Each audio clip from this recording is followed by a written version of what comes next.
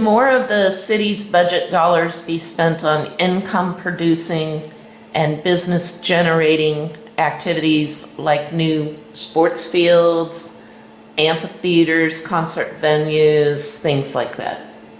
Barbara, I would have to say yes. And you know, the reason is because we need things for our residents. You know, people keep crying about there's nothing to do there. I do real estate. So many times people are like, what do you do there? You know, and I've been to other communities that have great amphitheaters, outdoor areas, you know, concerts in the park, bands. And I know where we get really hot in the summer, we still have some other avenues that we can take it inside, maybe the theater.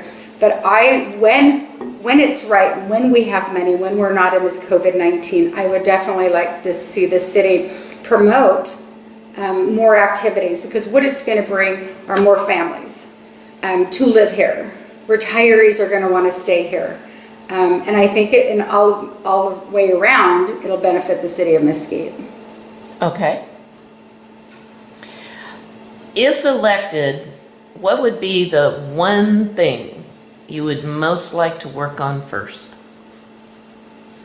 Well, I would have to tell you, doing real estate, I would like to work on affordable housing. Okay. And affordable housing, what I'm talking about is homes, single family homes. We just now are building condos, studios.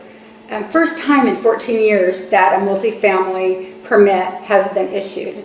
And that's devastating for the city of Mesquite. I'd like to see some affordable workforce housing, 1,400 square foot, 3 bedrooms for families, first time home buyers to get into. You know, it is something said about owning your own house. You respect it, you know, and so I'd like to see something like that. I also do in real estate. I also have some ideas on that. I know what I said earlier, you know, Mesquite is rich in land. We're going to talk a little bit more about workforce housing in a few minutes. Okay. There is a lot of talk about being business friendly. Do you consider Mesquite to be business friendly?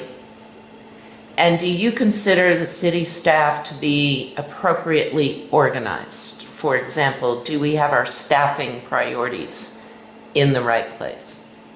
You know, that's a great question. Being so involved in the city of Mesquite, owning a small business, real estate business that I own, going to the city of Mesquite, I do know a lot of people, so maybe they treat me a little bit different because I know them on a work level, personal level. Our kids go to school together, so maybe I get a little bit different attitude sometimes, maybe than somebody else. I have heard both ways. I have heard businesses came to Mesquite, they weren't easy to work with, then they did go to St. George and open their business up there. I think that the business department, that's something that we can look into, you know, if we need to reorganize that so it is more customer friendly, business oriented, so we can get more businesses into Mesquite. I think that's something we definitely should look into. But I've always had a great experience, but then I've heard it both ways. Okay. People complain about the appearance of the downtown corridor. Yet there are several $1 million available to property owners through the redevelopment agency tax fund to help improve the appearance of their properties. What would you do to stimulate businesses taking advantage of those funds? And before you answer that, who sits on the RDA Board of Directors? The RDA Board of Directors is a city council. Several years ago, they actually wanted a RDA board, and they voted to keep it as city council at this time. And yes, RDA money is there for redevelopment, that purpose only. If it can beautify the downtown area, so people know that that is our downtown area, I am all for that. I would actually like to go to the businesses first before we start spending all the money, because a lot of people want the money here and a little here and a little here. What's going to happen is we're not going to have any left to work with if we start doing other things with the money that is actually earmarked for the RDA. But the money is there, and business owners along the corridors just don't take advantage of it. And what would you do to stimulate those business owners to take advantage of the money that they're entitled to? So, let me give you a little scenario what happened. So I went into a business down on the boulevard, asked him about the RDA, and he said, we used to be in the RDA. We're not anymore because the previous owners had opted out of the RDA. So he bought the business several years ago, and now he wants to opt in. And that's harder to do than because he wants those funds. He needs signage to increase the look of his business. So I think that there's something with that RDA that if we can go in with an open eye and say, it's going to beautify the downtown area, can we do an exception? Can we do a variance? Although they didn't pay in that, but now they want to, is there something we can do for them? And that's what I'm all about, because the RDA, if you look at the map, it's a little bit spotty, and the reason some of those are the business owners did not opt in. So it is kind of spotty when you look on that map. Right. But I would like to see something done with all the businesses if we can opt them back in. How do you do that? Do an exception, do a variance, and get that downtown area looking represented like the city of Mesquite should. What about the business owners that are already in the tax fund and just don't take advantage of the monies that are available? Well, it's been presented to them, and from what I understand, there's been more going out to the businesses and presenting this to them. Maybe some don't know a fully extent of it, or how to use it, or here's another thing: you have to pay and then be reimbursed. I'd like to see if you turn in your invoices, because that's the hardest thing, is to come up with $99,999 in the first place and then being reimbursed for half of that. I'd like to see that the city, if they have the funds, maybe pay those, so then the business doesn't take on that whole expense and then being reimbursed, because that's probably one of the main reasons they don't, because you have to come up with that money up front. Mm-hmm. So I'd like to see something done about the restructure and how that can work and how that can benefit. Okay. Which county-based committees would you like to be appointed to if you're elected? I would love to be on the LVCVA board. The tourism, the convention tourism. I am all about, shouting out at the toppest peak about the city of Mesquite wherever I can.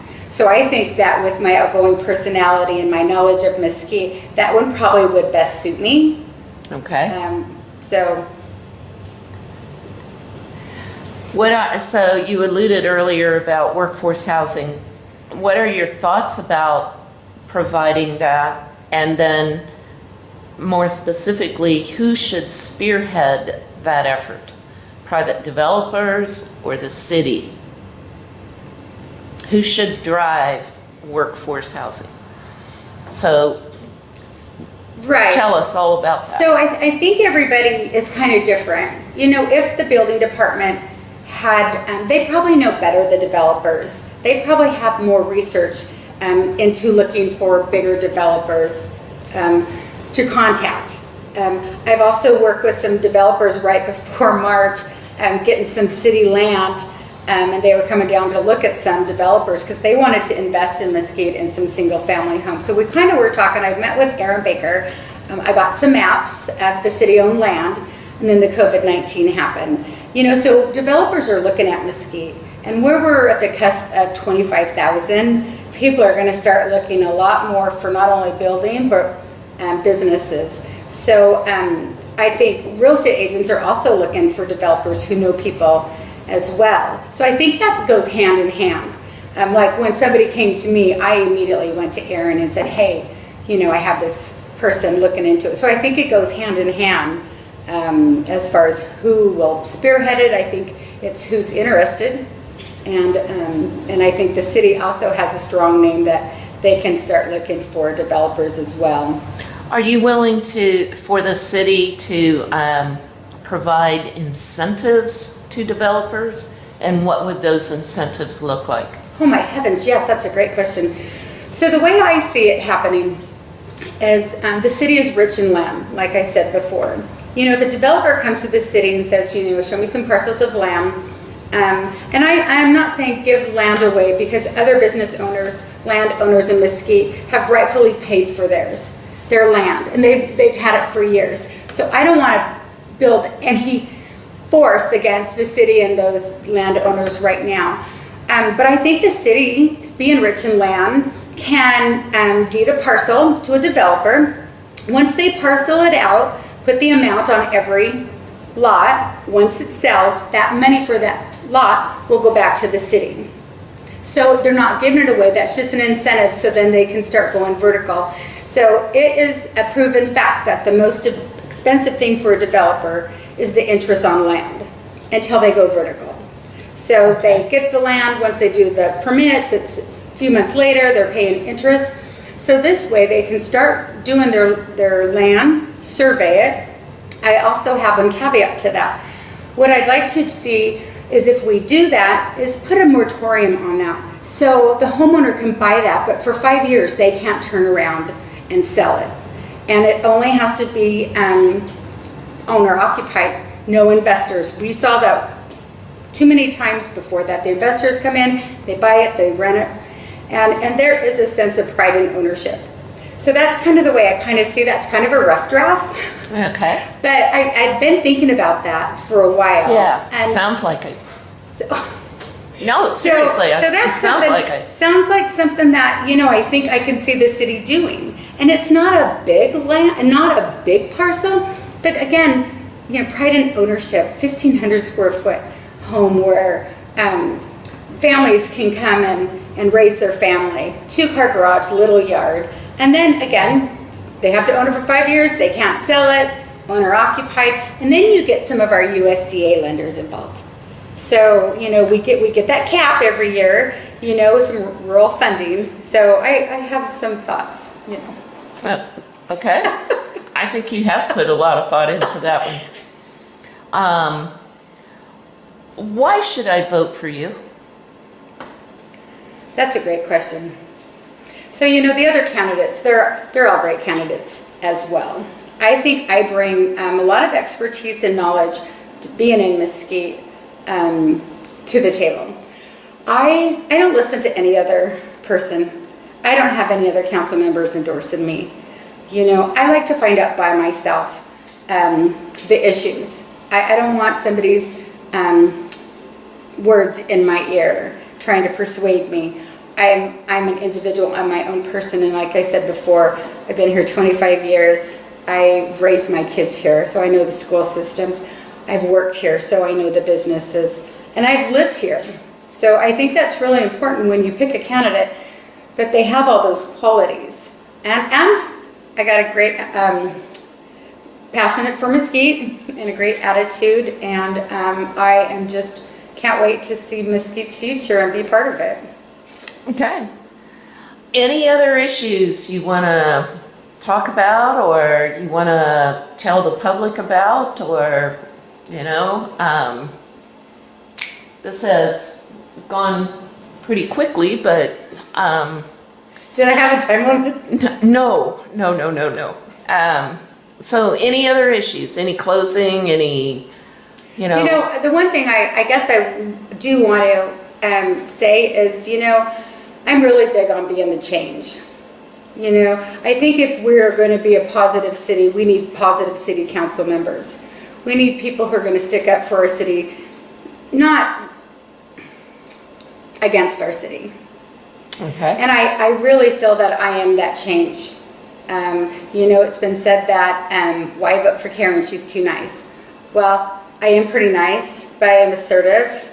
And when it comes to getting things done, I have a track record of getting things done. And not because I'm forceful or anything, it's because I've got a great reputation.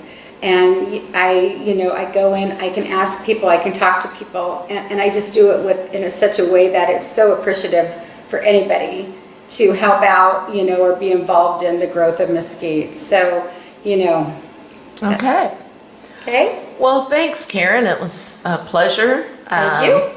And I think the public will appreciate hearing from you.